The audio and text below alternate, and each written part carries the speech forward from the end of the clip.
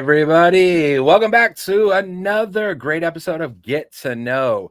This is the interview series podcast, whatever you want to call it, where we get to know people that have followed their God-given passions into their jobs, into their lifestyles, into their everyday lives. And we get to learn about how that happened and how we can do the same. I'm Captain Mike. If it's the first time you're checking in, I'm so glad that you're here. And today we have a great show with a great guest. Someone I get to say is a colleague, a mentor, a friend, and I'm super excited. And today is a little bit different. We get to not just talk about the passion about getting into a career, but today we're actually going to be focusing on what happens when you hit a roadblock, an obstacle within that, and what happens then. How do you move forward, and how does God help you get through? Well, this guy definitely has a great reputation. I found that out after I followed him to one appointment. And so we're going to get to know today Major Kevin Zanders.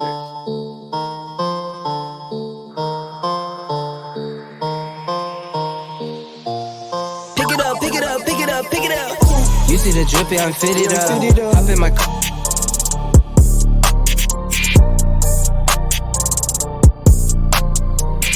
You see the drippy, I'm fitted up. Hop in my car and the giddy up.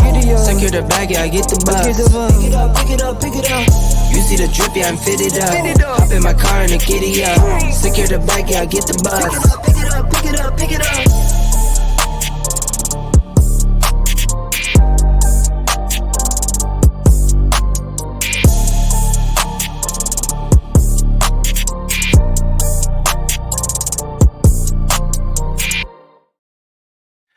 That's right. Bring him in, Major Kevin. Yo, what is up? I am so glad to finally be able to do this. And I last night I was getting your video prepared and everything else, and I was talking to Jake about doing this, and he's excited, and he goes, "Oh, that's going to be fun." And I said, "Yes, it is." Yeah, I don't know how you found footage of me on a skateboard. That was amazing. It's incredible once you can find out that the FBI has been following your person of interest for a while. But we'll get past that for a bit. So glad to have you on, man. You are working hard today. We're actually going to be connecting today later on. We're excited for that. And we've been talking about doing this for a long time. As I said, kind of in the intro, we got the opportunity to kind of follow Sure. Major Kevin and his wife Major Tawny, and they were in Ohio, and we got to hear long before we ever met some of the great stories about the two of you guys. And then we met you guys and found out, man, they're even bigger in person. Oh, I don't know about that. Oh no, I was thinking more on the craziness, but in the good way. Well, yeah, you're probably right about that. Yeah, that's right.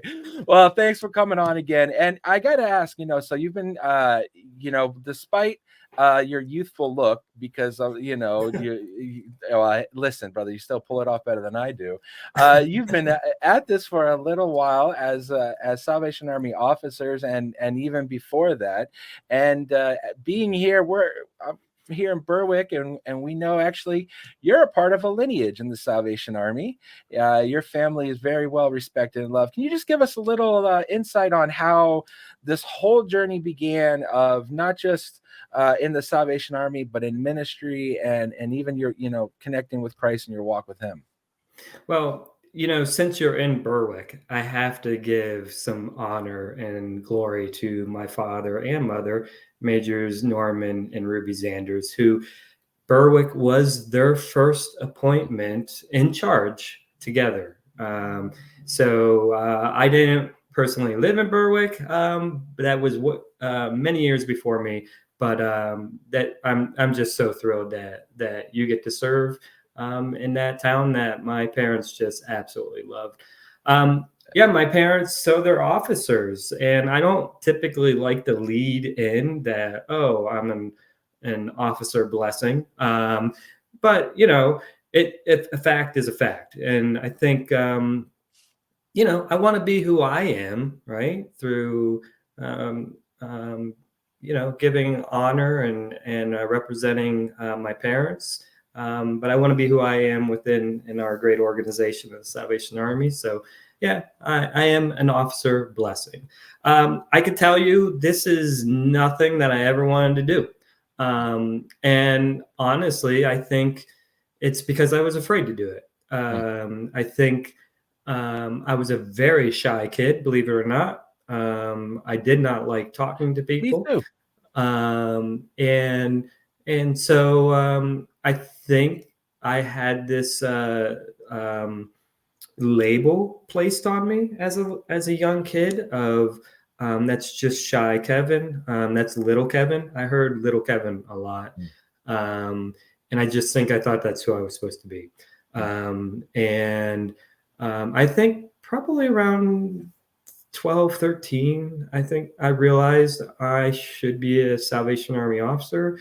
But I would look at my father and think, there is no way I can do that. I'm not capable of doing that. I don't even like talking to people. So how am I supposed to do that?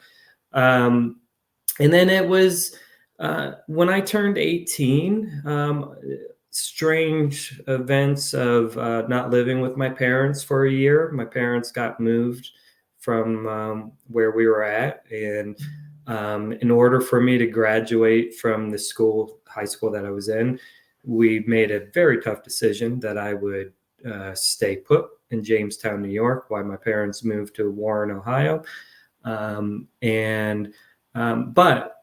that was such a significant time of time spent with my father in the car. It was about 3 hours away. My dad would pick me up on a regular basis to bring me to their place over the weekend or over the holidays. And so we would spend a lot of time in the car. And it was actually during that time when I actually kind of started listening to my father. Go figure. That's important. Where I realized that he and I were wired exactly the same. That he was just as shy as I was as a kid. He struggled with some of the same struggles that I was struggling with in school. And it was at that moment when I realized that we were like the same person. I can't say right then and there. It was like, okay, Salvation Army officer, here we go. I still think I was in denial. I tried so many different things.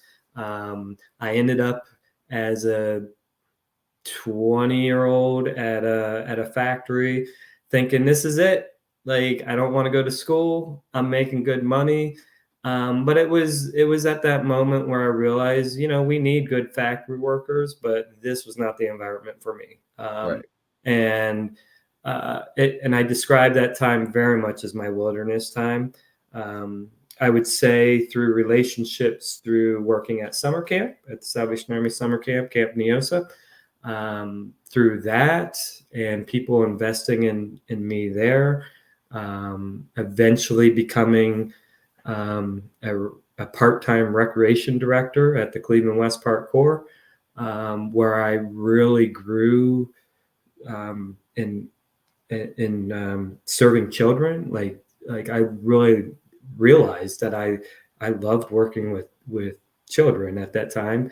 Eventually becoming the youth pastor at the Cleveland West Park Corps. I loved the freedom that I had as a youth pastor to just be creative, thinking of new ways to reach kids. And I got to be a bit of a kid myself. And so there was various different steps that kind of just kept leading to this going to become an officer. But I really feel the moment was Tawny and I were married at this moment. I'm a youth pastor. She's doing PR work out of divisional headquarters. We're both doing really well. Financially, we were doing well. And I think we were thinking, let's start looking for a house. Let's start thinking about starting a family. And then all of a sudden, I just kind of had this thought, like, I really think I'm supposed to be an officer. But I was scared to death to say that to my wife. And And, you know, she came home one day and said, we need to talk. And, you know, it was at that moment, it was like, oh goodness, like going through the filing cabinets, like what did I What did I do? Yeah. What- We all married men watching this right now know that exact thing. Yep. And so she said, we need to talk. And she said, I think I'm called to be a Salvation Army officer. I was like, what? Like, it's like, I think I'm called to be a Salvation Army officer. So yeah, it was from that point on, we started the process, and it's now been 19 and a half years or so. And yeah, the rest is history, I guess. Yeah. And you know, a couple things from that. First of all, Jamestown, New York, being from Erie, the Salvation Army there has one of the greatest fat man things ever, called the Coffeestuga Fest, where, you know, the Scandinavian. Do you know about the Coffeestuga? You remember that? Yeah. Yes. Yeah. It's just a celebration of eating, you know, sweets and sandwiches. Yes. But you know, it's funny. A lot of people, you know, may not be associated with the Salvation Army. That story is something that's just probably multiplied hundreds of times, especially with couples, where one's afraid to tell the other, and then the other comes and says, I've got that calling, and that's when you both realize, coming in. And you know, I've said, for other Salvationists that I've interviewed, you know, working the Salvation Army is different. You know, being a pastor in the Salvation Army, I call us the hands and feet of the church, and on top of that, we're also the island of misfit toys.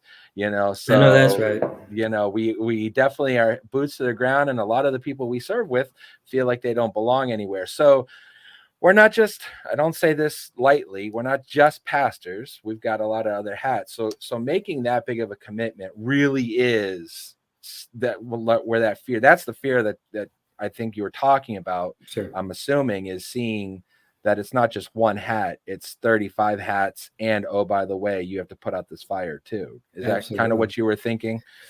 Yeah, I think it was just, okay. So it's for me personally, it was the administration of all of this. And yeah, can I do a children's 5 like that? Absolutely. Right.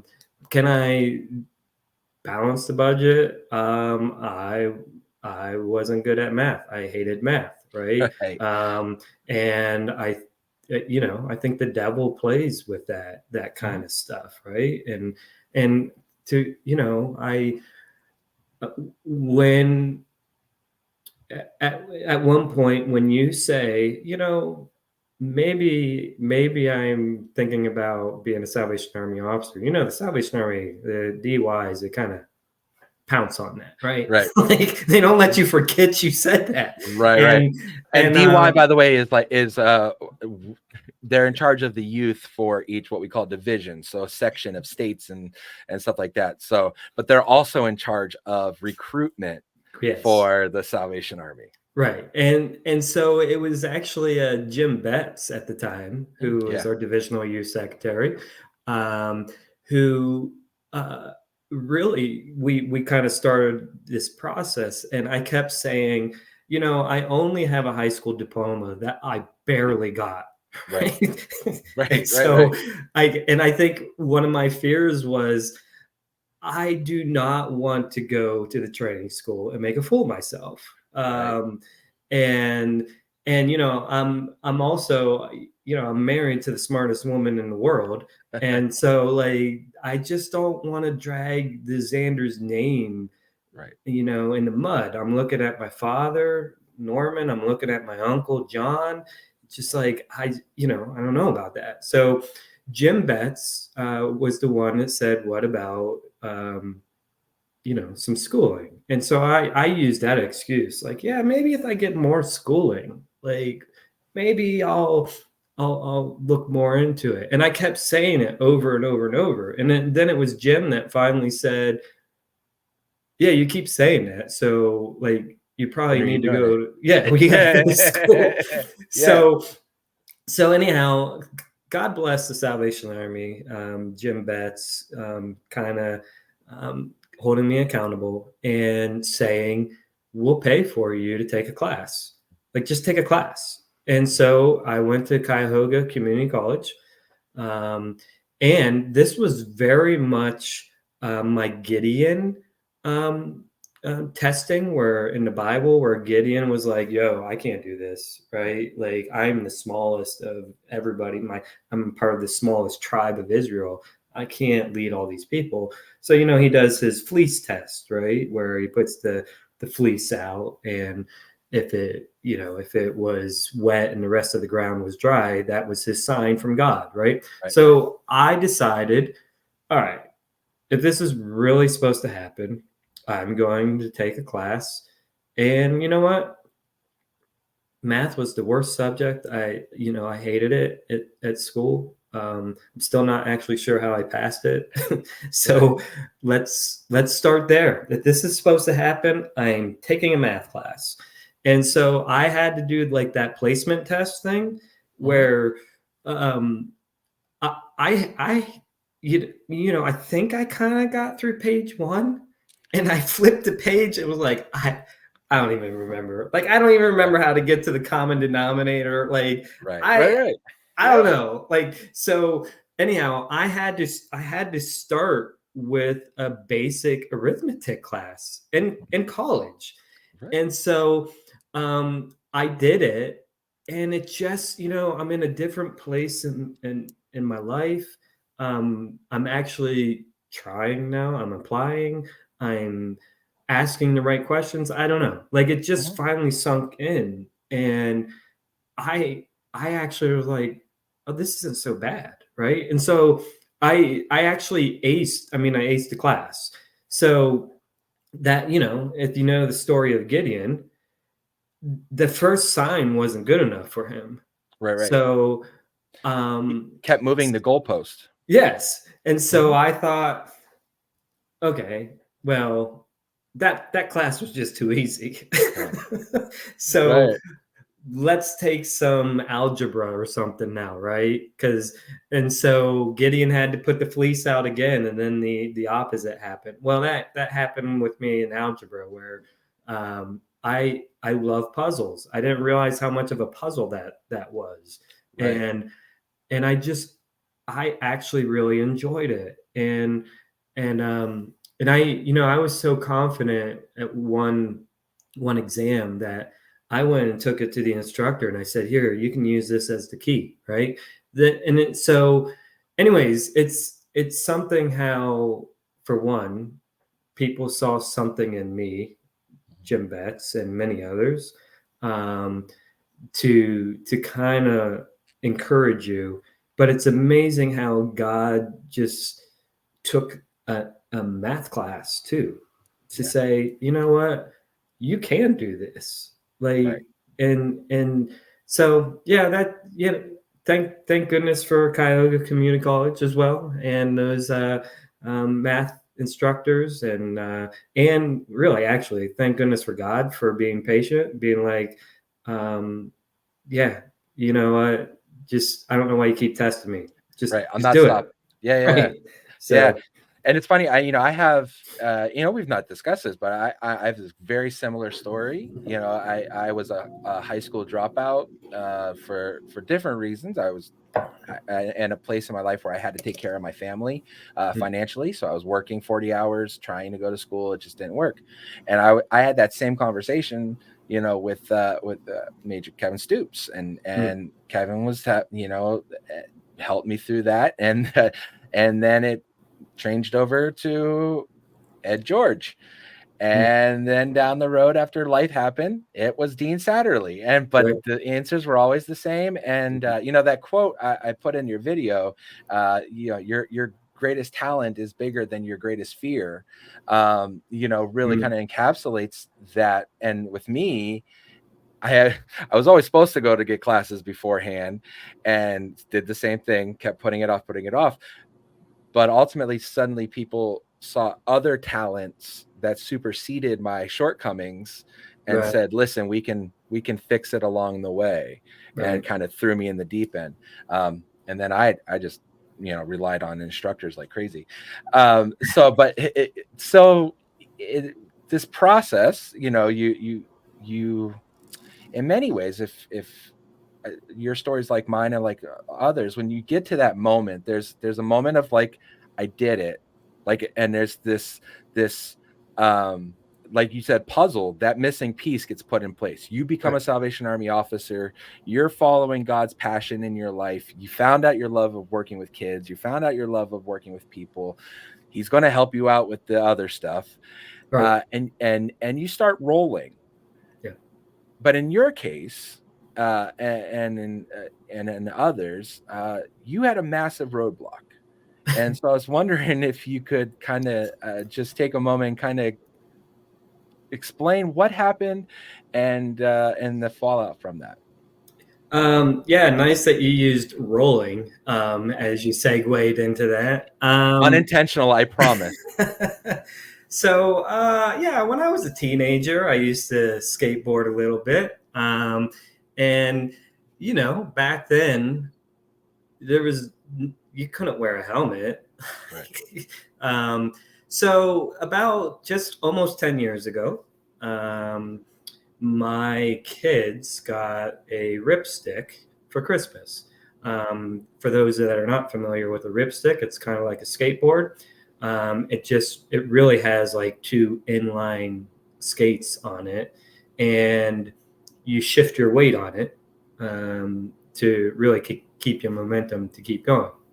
Um, my family, we saved up quite a bit to do the whole Christmas Disney thing. We Mhm. really wanted to give our kids that opportunity, so we we requested from up north to receive our Christmas presents on Christmas Eve because we were flying out on Christmas, Right.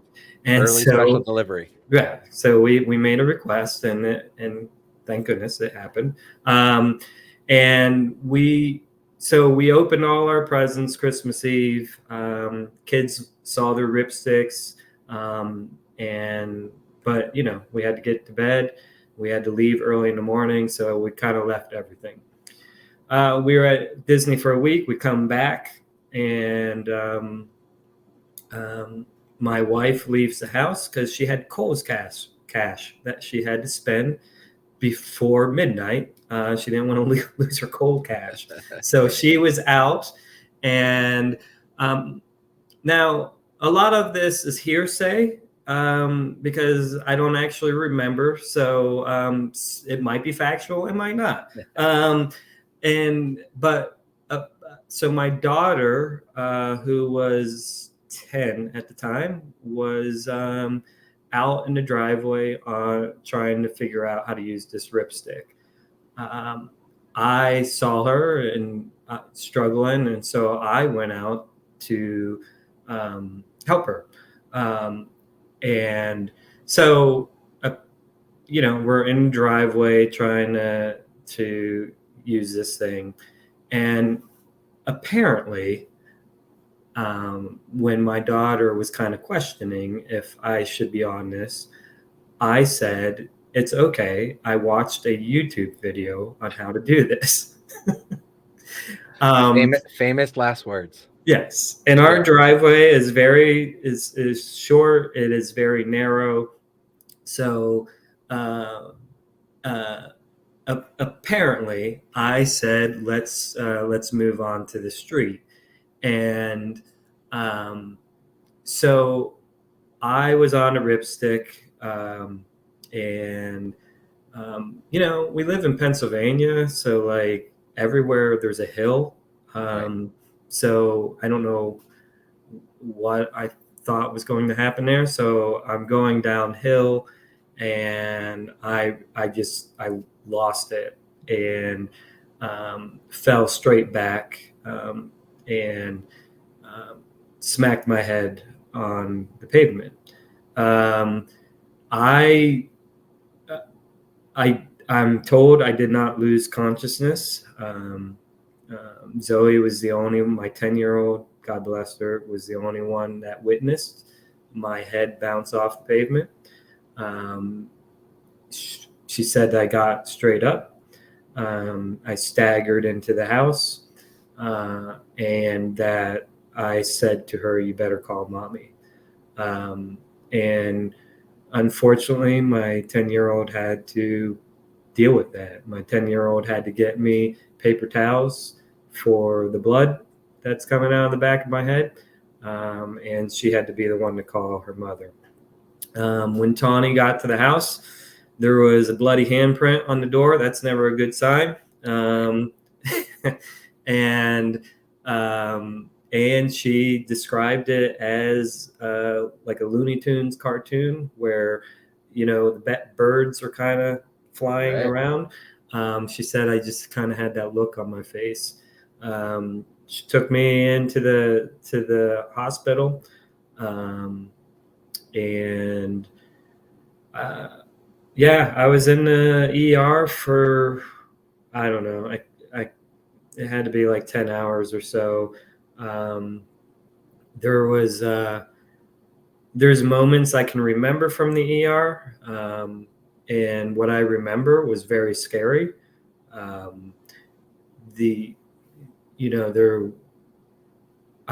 was asking the same questions in about 5-minute intervals, and it was always kind of what happened. How did I get here? Where am I at? And then after Tawny would kind of answer those questions, I would always, because she would always say, "You were out with Zoe," I would always ask, "Is Zoe okay?" Mm-hmm. And I asked those questions over and over and over. And I do remember this at a certain point where I would say, what happened? And Tawny would say, trying to help connect things again. We'd say, well, try to think back to what did I just tell you? And I do remember saying this. I don't remember, but I promise you, if you tell me this time, I'll remember. And then she would say, "Yeah, that's what I told you. That's what you already said," right? We kept having this same conversation over and over. Stuck in a loop. Yeah. And I think there was a moment of absolute confusion of, first of all, we literally just flew back from Disney, like literally just a couple hours before. And there was such confusion that, for one, I thought I just messed up our Florida vacation. Right. Like I actually thought I was still in Florida. Right. So there was that, but there was this moment that I remember very distinctly of, and I describe it almost as a out of body kind of experience where, I could remember laying in a fetal position with my head on the rail of the bed, and just it's deep in mentally thinking, what is happening? Right. And they're like, there was, and I can remember kind of even moaning a little bit, and subconsciously or whatever, being like, hold up, what is happening right now? This isn't me. How am I laying here and with my head on the rail moaning? That is such a bizarre moment for me to think about. And I mean, it was scary. there was, there were some funny moments. It wasn't funny then, but it was. It's funny to think about now. I've never had an IV in my life before. Now I am so not unfamiliar with the ER and stitches, but I've never been hospitalized in my life and never had an IV. And so there was a moment of kind of coming through and kind of turning my hand over and seeing that and wondering where it came from. Like, Right. like what is that and where did that come from? Who did that to me? And again, I was never unconscious the entire time. So Right. what is that? And so, but when I did it, I had that little, I don't know, oxygen meter Yeah. on my Yeah. phone Yeah. that it glows, right? And so when I pointed to it, where did that come from? I now see my finger is glowing. You think you're ET or like, Yes. No. yeah. So I'm looking at my finger, like staring at it, like, why is my finger glowing? And my warped sense of humor started to come out, and I suddenly thought I'm now ET. And every doctor or nurse that came in, I kept going, Elliot. I was gonna Oh, say you were no. booping noses and Yes. stuff. And I mean, and God bless Tawny, she had to witness this. And I mean, she really thought, oh my Lord, is this how we're going to, is this how life is Yeah. going to be? Going And forward. I was really, remember when Kermit, he got a head injury in Muppets Take Manhattan, right? Yeah. And he met all the other frogs and they were like, Phil, Right. right? I was so infatuated with head injuries at this moment at the ER that I am now talking Phil. about Kermit. Yeah. And I'm like, Phil. So yeah, there was just bizarre moments like that. And apparently, the one thing I taught my daughter is you should always wear a helmet when you're doing stuff like that. And I don't know if it probably wasn't the next day, but the day after, taking a walk with Tawny, which was very scary, to be honest with you, because my steps were very just like she's holding on to me. That's not me at all. But going out onto the street in front of our house, seeing my blood still on the street, like that's a piece of me that is there, and I have no recollection of how that got there. But I will say, judging from where Zoe said I started and judging from where that blood was, I was rocking that John for quite a while. and someone once said to me, oh, I've never been so good with feet and wheels. And I said, no. Feet and wheels had nothing to do with it. It was head in that dang pavement. Yeah, exactly. That messed me up. Gravity. It's not the ride. It's the sudden stop that gets you. Yeah. So it was very scary. I was hospitalized for the night. I could share so much about that moment in the hospital. My wife never leaving my side. My wife up almost all night. Every time I would wake up, trying to ask questions to help reconnect things, asking me birthdays and our address. The crazy thing is I had 3 of my addresses all mixed up. Because we get moved a lot as Salvation Army officers. Correct. We're always on the road. And so so that was quite the process. When we left the hospital, all I wanted to do is get home. But now we're leaving the hospital and I can barely walk to the car without assistance. and we're leaving the parking lot, and I just remember bawling my eyes out. Shit, there was a sense of fear of, because I'm always on the go, like I'm pretty energetic, but I remember Tawny saying, "Why are you crying? Like, what's wrong?" And I just said, I have no recollection of even pulling into this place. Like, we're leaving here, and I don't remember ever arriving here. Right. And still to this day, there's I say I have blank pages in my book. It took some time to kind of get rewired, I guess. But there's still about 10 hours of missing information. We left the Philly airport. Before we got home, we stopped at Panera Bread. And I never remember leaving Panera Bread. Right. And that's just crazy to think about. Wow.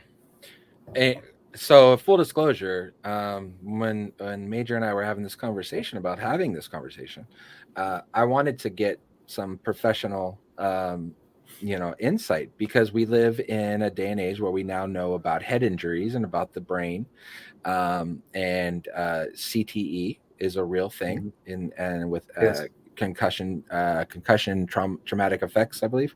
So essentially, your brain, in moments of high impact or whipping or certain, it doesn't take much, will swell, will bruise, just like the rest of your body, but it's trapped, in your skull, and all of your everything's connected to it.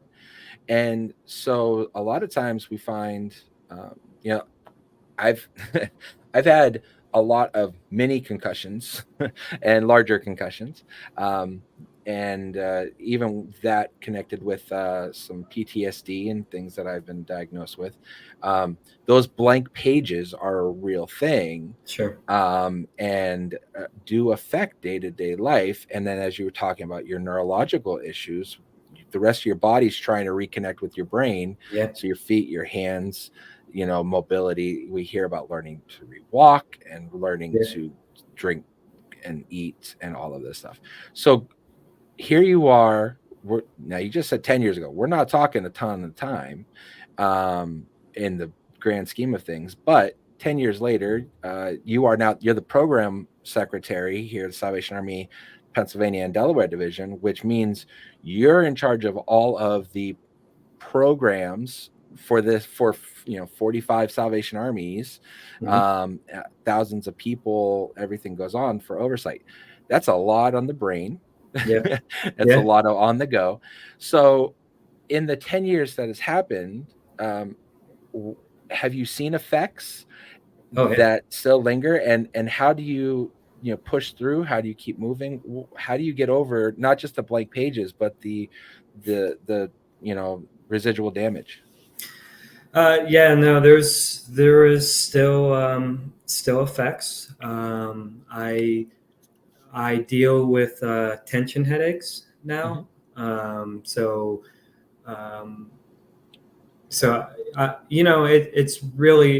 It's actually really tough, because I kind of put on a happy face or fun demeanor, but there's a lot of times I'm dealing with like a cloudiness or a headache kind of right in the back of my head.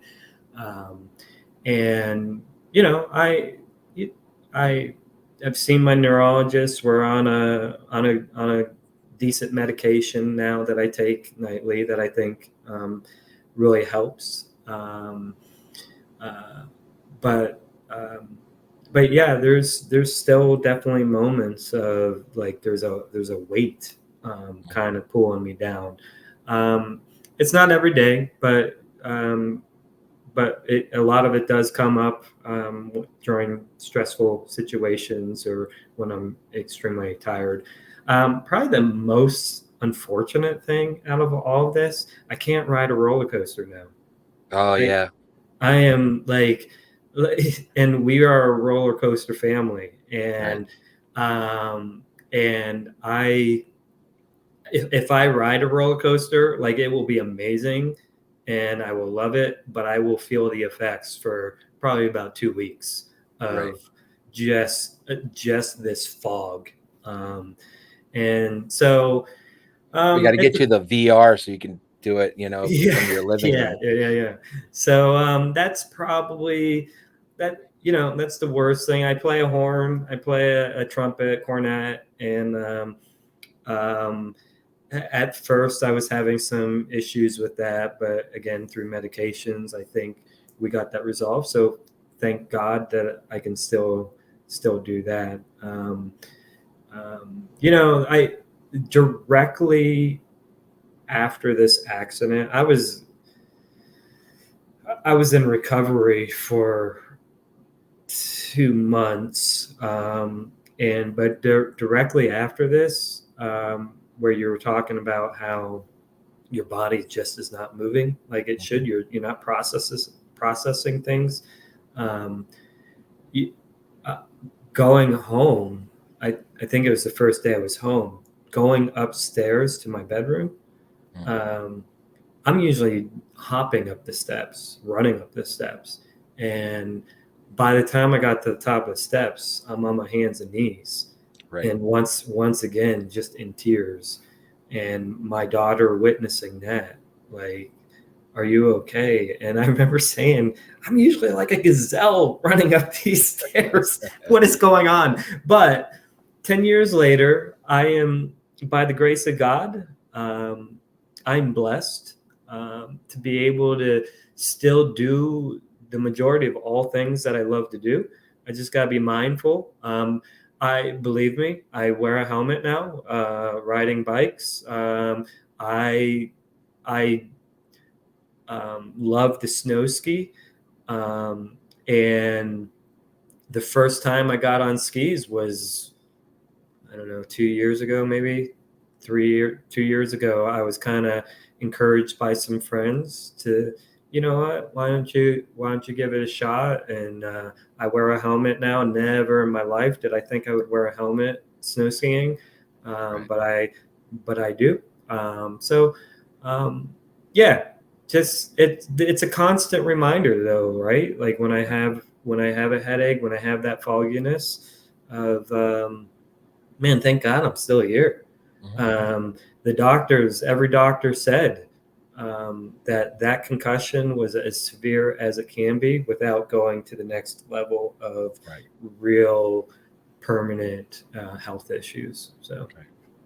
Well, as we kind of come to a close here, definitely taking more of your time than I thought, but definitely some great insight. And I got to think, we so many people watching this, they're probably watching and go, okay, that's a head injury. But really the thought, it didn't really happen to me, but the thought of this is that we all have obstacles that we will face. They're sure. inevitable. They're like the Yeah. Thanos in our life, right? Yeah. And yours was a traumatic head injury. Mhm. I deal with a degenerative disc disorder in my back, that has made me wheelchair bound and unable Wow. to move at times in my life.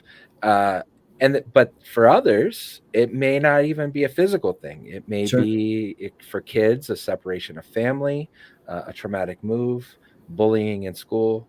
For adults, you lose your job. As being a wrestling fan, I remember Dusty Rhodes saying, hard times is when you work in a factory for 30 years and they give you a gold watch and kick you out in the butt and say a computer took your job. But that's reality, Right. that's happening. So what would you say to those that are trying to follow your passion? Because I'm sure at one point there was, as you kind of said without saying, there's concern, if I am I able to going to be able to move forward? Is life going to be the same? What would you say to those that are facing those obstacles and they still want to follow the passions that God gave them in their life, but now they've got to look at it from a completely different lens? I think it's really simple to say. It's It's simple to remember, even with a head injury, but it's challenging to follow. My life verse is James 4:8. Draw near to God, and He will draw near to you. So with whatever you're going through in your life, whatever obstacle you have an obstacle of some sort. You're dealing with some depression. You're dealing with some hurts from the past. You're dealing with a physical issue. You're dealing with addiction. You want to get past that. Just draw near to God, and He will draw near to you. Even in the good times, if you just continue to draw near to God, He will draw near to you. And I want, if it's all right with you, I'd like to share just a brief story of how that's my life verse. Kearney, New Jersey, as a young kid in Sunday school, there was a Sunday school competition. They had a list of verses that if you memorized a verse and you said to the Sunday school teacher, you got a point or something, and you can gather points for a prize. And there was a whole list of verses, and James 4:8 was the shortest verse. Yeah, of course. Yeah. So I went with now I learned that as draw nigh to God, and He will draw nigh to you. But I learned that verse as a very young kid, probably. I want to say probably when I was 6 or 7, I learned that verse. And that verse is attached to the story I just shared about my head injury. As I'm in a recovery room, and as my wife is asking me all kinds of questions, I don't remember this, but she asked me, what is my favorite Bible verse? And so the next day, when she was kind of reliving everything that she was going through, she said, I was asking you all kinds of questions, and I asked you what your favorite Bible verse was. And I was like, and I know what my favorite Bible verse was, but I was like, hold up, like, what did I say? Right. And she said, I don't know. It was something like James 4:9. And I was annoyed. I was like, it's not James 4:9. It's James 4:8. And she goes, oh, yeah. No, I think that's what you said, James 4:8. And so it was a moment in utter confusion where my brain is scrambled, that God was still speaking through me, through a Sunday school teacher from many years ago, from 40 years ago, that taught me that verse, that I could still draw near to God, and He will draw near to you, right?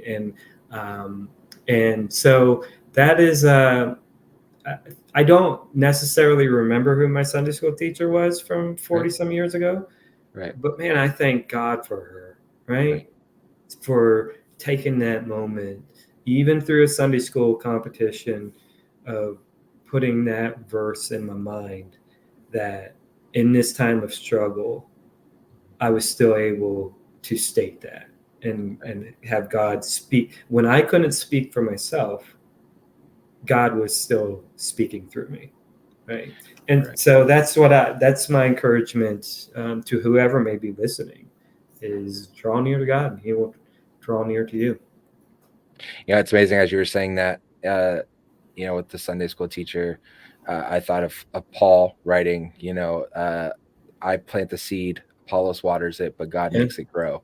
Sure. And we have people in our lives that plant seeds all the time. Hopefully planting a seed, we hope, our hope and our goal of this podcast and everything we do is that we're planting the seed of God's love in your life. But we get seeds planted all the time.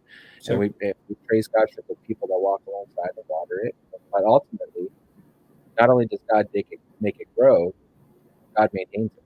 God prunes it. God waters it. God Amen. keeps it up. And so, we're thankful for that in your life. As we do close here, I'm going to ask you a question. You've kind of hit on it a little bit, but I ask every single guest the same question. And I think it definitely fits here.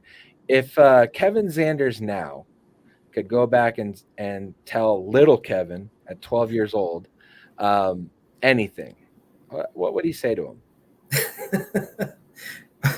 Well, I would like to say, make sure Besides you wear a helmet. Yeah, I was gonna say that was a layup. But I still don't think I would have, because we're knuckleheads and we think we're invincible, right? Right. Especially at 12.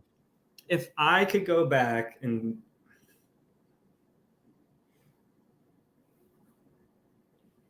talk to little Kevin, I would tell him, just be who you are through Christ. You don't have to be, and you don't have to pretend to be somebody else. Just be who you are. Use your creativity. Don't be afraid of it. For good. And I think the message is that simple. Just be who you are, and do it all for Christ, and you can do it. And that's the point of this show. Is God has planted something in you that you are passionate about. God has planted something in you that is distinctly yours. Your fingerprint is 1 in a million for a reason. And there, trust me when we say there is someone that designed it, and it's designed specifically to you. So lean into that, follow it, no matter what happens. Well, thank you so much, on the professional side, Major, and on the personal side, Kevin, for for joining us today. And we really did want to do this as a PSA of on one hand, we do encourage, take care of yourself physically. Don't put yourself in a position where your life can change in an instant, whether it be a helmet, whether it be seatbelt, whether it be not getting in the car with someone you shouldn't. Just don't put yourself in that position. And but if something happens, know that God's got you, and you can get past it. Thank you so much, Kevin. I appreciate you joining us. And so make sure we were gonna have to, anytime you want to pop back in, even just for a cameo, maybe we'll actually get you from your teen years on the skateboard, not wearing a helmet, and say, here's the difference. That was not him in this hype video, by the way. I did not intend that. That was awesome coincidence. So, or as Jeff Jarrett says, there is no coincidence, just convergences. So God set that up. Well, make sure everybody, you check back the whole catalog. We got some amazing interviews if this is your first time seeing this. And we've just talked to some incredible people. So make sure that you go back, check it out, share this video, check out our socials. Major, do you have anything that you want to promote or put out there in the world? No, I'm just really grateful for this moment. And I would just, if I'm going to promote anything, be you in Christ. And I look forward to seeing you, Mike, here in probably a couple hours at Camp Lador, as all of us old guys get together for some men's camp. And we encourage helmet wearing as we all try not to get hurt. And a whole lot of Ben Gay, maybe. So, by the time this is seen, it will be months later. Maybe I'll tack on like an update video, and we'll give a body count of how many had to go to the hospital from all these old man activities. But well, make sure that you take care of yourself. Check us out, share us, go and check out all the socials. And until next time, I'm Captain Mike. We'll see you later. All right.